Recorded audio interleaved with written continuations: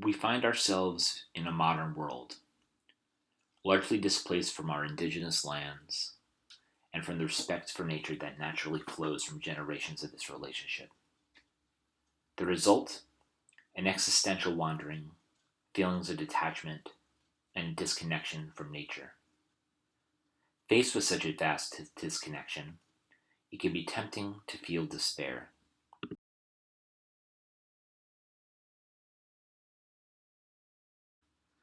However, there are tools at our disposal to transform this relationship, beginning with you. Perhaps the most powerful transformative agent is the personal encounter with nature, with its ego-diluting potential recognized in the literature of ecopsychology. In nature, we find an ideal setting for openness to beyond ego experience. Furthermore, from an attitude of pilgrimage, as well as Jungian active imagination and depth psychology, we can tap into the psychological power of intention, as well as inner guides, projected onto contact with animals, plants, even imagined humans from the past living in a different world. From Chalquist and the terrapsychology literature, we find a blueprint for meaning making and psychospiritual transformation that can be integrated into regular practice, as well as a focus on interiority, on the practice of mythopoetic re-emplacement.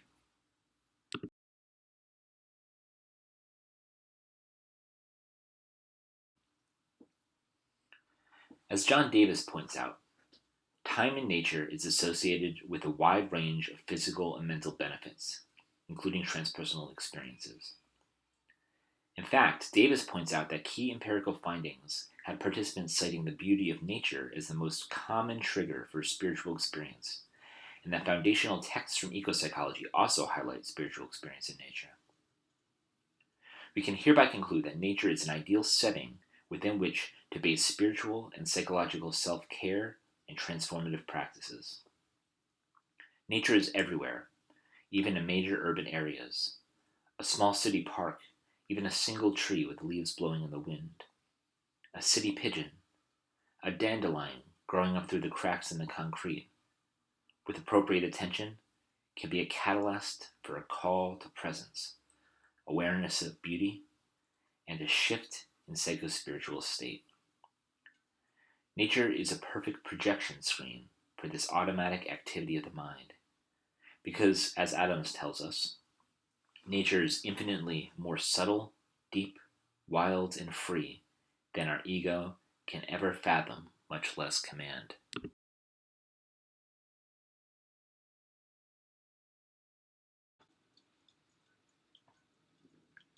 Nature primes us for transpersonal experiences and for getting beyond ego, to an expanded sense of self, of space and time, and connection to the world.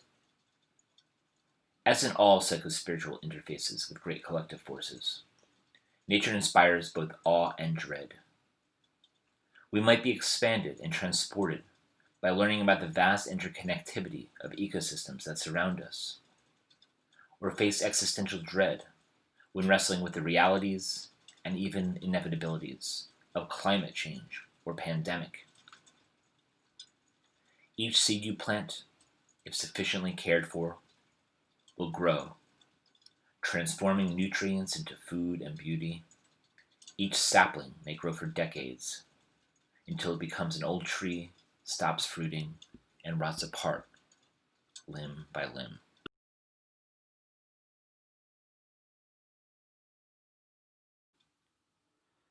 Each season, wildflowers bloom on the hillsides in successive waves of color, transforming in theme over millennia, spurred by changing climate and natural selection, growing progressively more homogeneous in flora and fauna as species die and ecosystems degrade. In our lifetime, we may very well watch these ecosystems collapse and nostalgically recall greener pastures and calmer storms.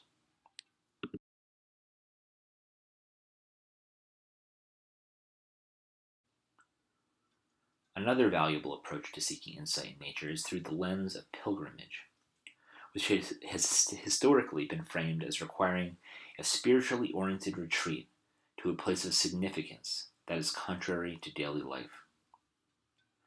More recent literature has acknowledged that such practices are also beneficial when integrated into daily life than had previously been understood, including Wigley, who frames regular church attendance as a form of pilgrimage, and tells us that habitually walking to church on a Sunday offers an opportunity for a break from an otherwise fast pace of life and events for many urban dwellers, and hence promotes an alternative psychological approach to part of the socioeconomic schedule.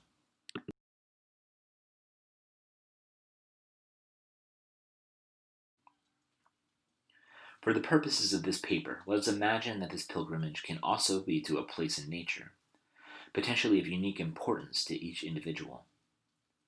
From the stance of openness found in experiences of nature, we have a perfect foundation to inquire and seek insight. Such a search often benefits from intention. In the ancient Greek cult of Asclepius, incubating dreams of healing was a common practice in which people would set an intention and wait for the healing dream. While from a cognitive perspective this has been framed as a placebo effect, it has been argued that Freud was aware of Asclepian practices and may have intentionally incorporated elements from this tradition into his development of psychoanalysis. Similar practices can be found everywhere from shamanic traditions to modern dream work, and even in the practice of hypnotic suggestion. To Warfield and other authors, pilgrimage provides the opportunity to co-create one's existence and to co-create with a power outside of ourselves. The therapeutic nature of the pilgrimage journey begins with the commitment is made, continues throughout the journey, and is integrated upon the return.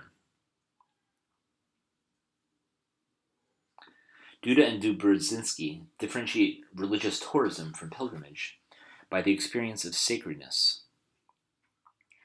and point out that pilgrimage generally focuses on culturally designated holy places and labels these places as sacred versus profane. In contrast, I'm suggesting a personal ascription of sacredness to a place in a way that is not culturally designated, but rather stemming from a combination of individual experience and intention.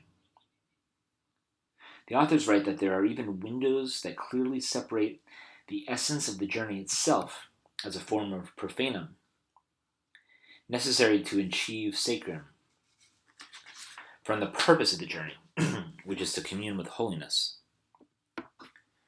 Here they acknowledge the role of purpose, even in the traditional model of pilgrimage.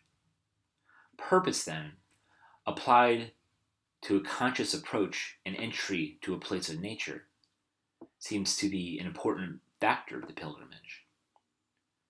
There is an increasing acknowledgement in the literature of the continuities and intertwining of the sacred and secular within the time-space of pilgrimage, and that a spectrum rather than binary between these poles would be more appropriate.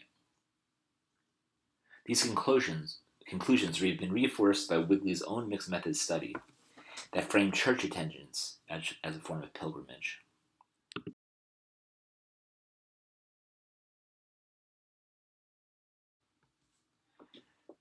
Many mythologies, particularly from indigenous traditions, orient themselves by their mountains, rivers, and streams. Even in my own Jewish tradition, there's a mythology of place around Jerusalem in Egypt, for example.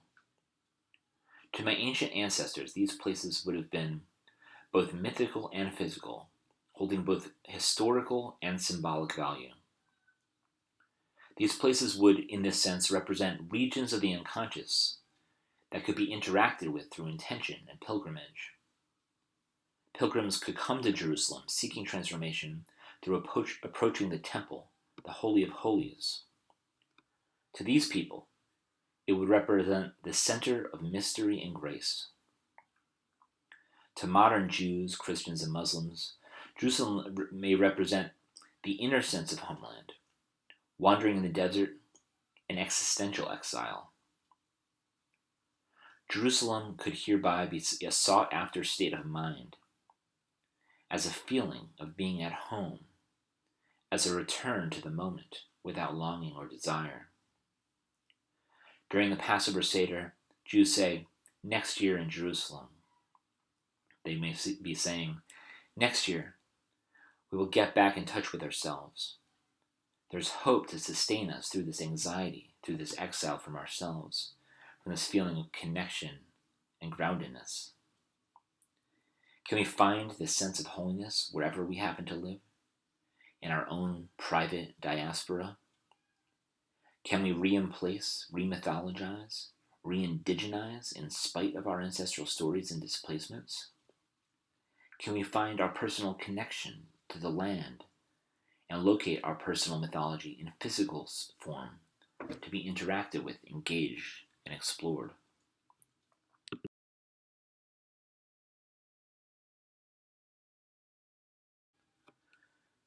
From the perspective of his terrapsychology, Craig Chalquist emphasizes a conscious engagement with our psychological projections on the world around us.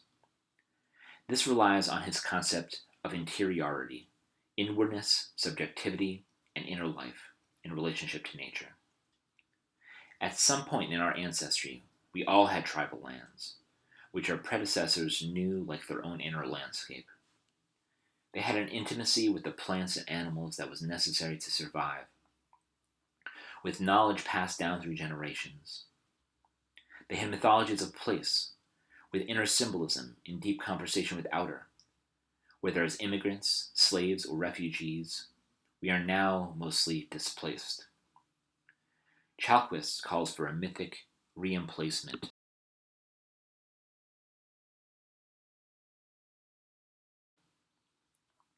Of course, such a re-emplacement could never fully heal the wounds of indigenous displacement. In fact, that very displacement, the resulting longing for home, can be said to now become part of the cultural and even personal mythology for each individual, as it is in my own Jewish tradition. However, we may think of this practice as a kind of decolonization, reclaiming a symbol of place that is lost to most of us, who, through colonization, enslavement, or migration, have lost our inner sense of home. My own family came to the United States as refugees, after many generations in diaspora. These displacements take their psychological toll through intergenerational trauma. Additionally, the very existence of such mythologies of place found in cultures all over the world seems to speak to an inherent human drive towards a mythology of place, as if it is a, quote, necessary activity of the psyche, as James Hillman describes psychology in general. Perhaps such a re-emplacement can help in some way to reintroduce to the displaced psyche this longed for laying down of psychological roots.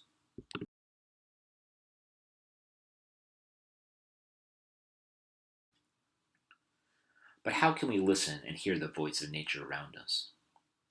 One tool to channel wisdom from the amorphous soup of the unconscious is finding inner and outer guides. For some of us, it may be easy to listen to the plants and animals.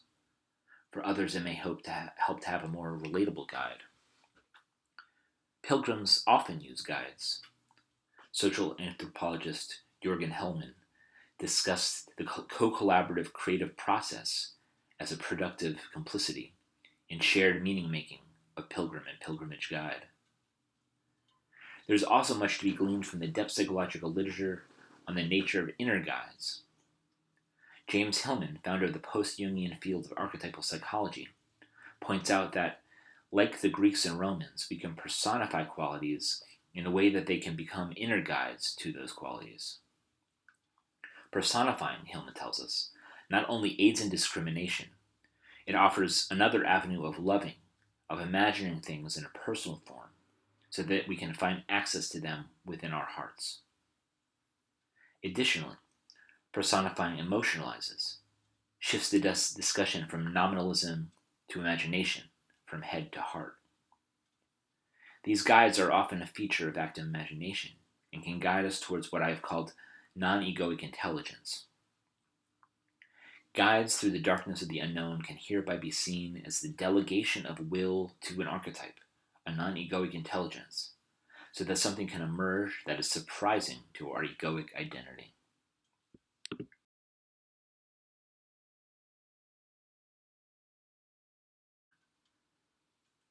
To bring this practice alive, let me take you to the hills above my home, in the East Bay of the San Francisco Bay Area. Here you will find hidden among the vegetation the ruins of Dr. Hendrik Belgium's Grande Vista Sanitarium. This is a place that is sacred to me, a place where I go to seek insight. Dr. Belgium is to me, in one sense, a historical figure, in another sense, a contemplation of mortality and a Jungian self-symbol, in another sense, a vantage point to which a wider sense of myself in time.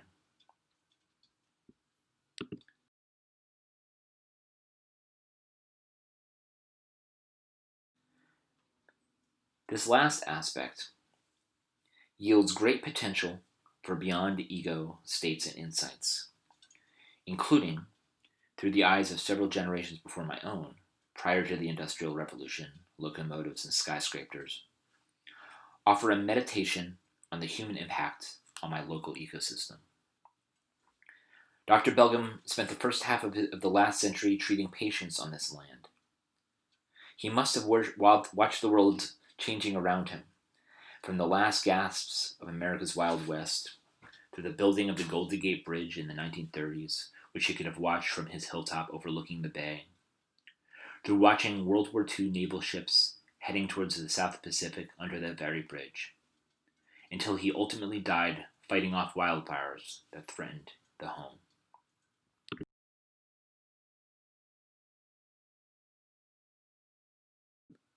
As one local historian wrote, as years went by, the doctor himself grew more and more eccentric and reclusive, preferring the company of his patients to that of the people he met on his expeditions into town.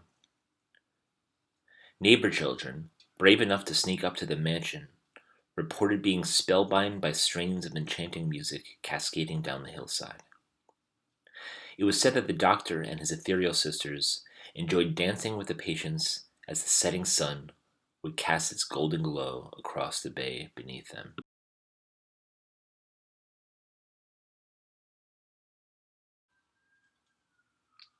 I first stumbled upon this place by accident, this place where Dr. Belgium conducted his life's work and gasped his last breath. There was an eerie, sacred, and forbidden feeling to the non-indigenous palm trees blossoming out of an indigenous oak grove. But from these first cautious steps into his home, a deepening conversation has emerged. When I talked to my inner Dr. Belgium, I talked to myself 100 years after a life I do not yet know. Once my legacy is sealed, no story left to tell. But now, through my archaeological expeditions, Dr. Belgium's story is still being told. For me, Dr. Belgium is a Senex archetype, a wise elder, but an imperfect one fueled by passion and frenzy, one that submits to wild abandon.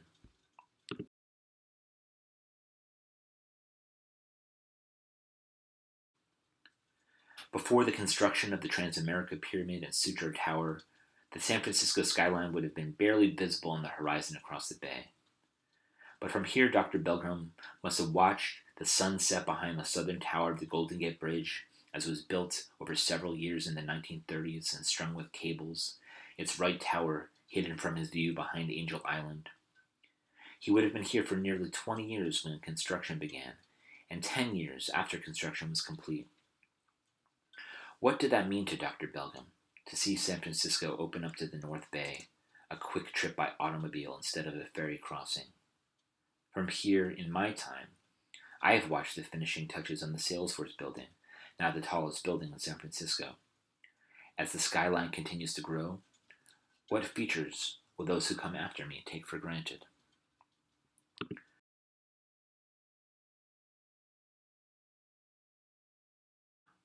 All things are in process unfolding. Eventually, this fence around my yard, my windows and walls will rot, and all that will be left will be the foundation of my crawl space, just like Dr. Belgium's house. Perhaps I will leave some sort of relic down there to confuse and entertain the archaeologists.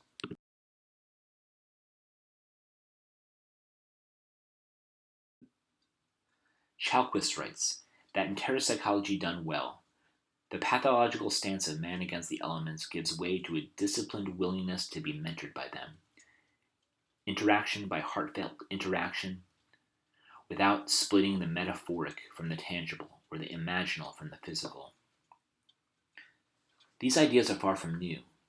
To the contrary, they are consistent with many traditions across cultures and throughout history, including the animism of Native American traditions, indigenous African traditions, and the Greek and Roman spirits of place.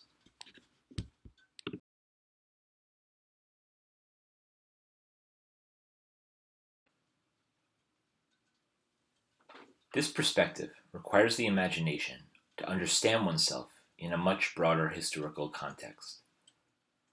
This same broad context can help one to understand one's collective trauma and or privilege in the history of colonization and oppressive societal structures.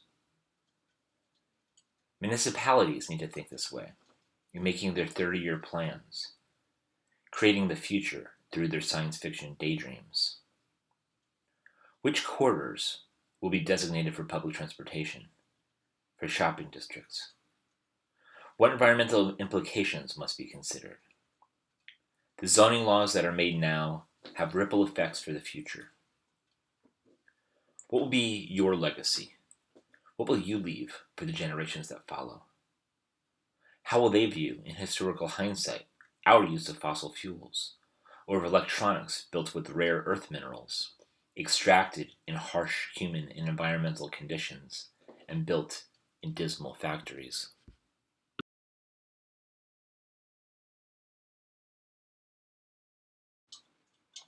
When you get back to where you have set down your own roots, ask yourself, what stories are hidden all around you? What do the indigenous people from previous generations have to say? What lives have come and gone, and what were their struggles? What can you learn about yourself through your relationship to these ancestors? How will future generations understand your story and your stewardship of this sacred land?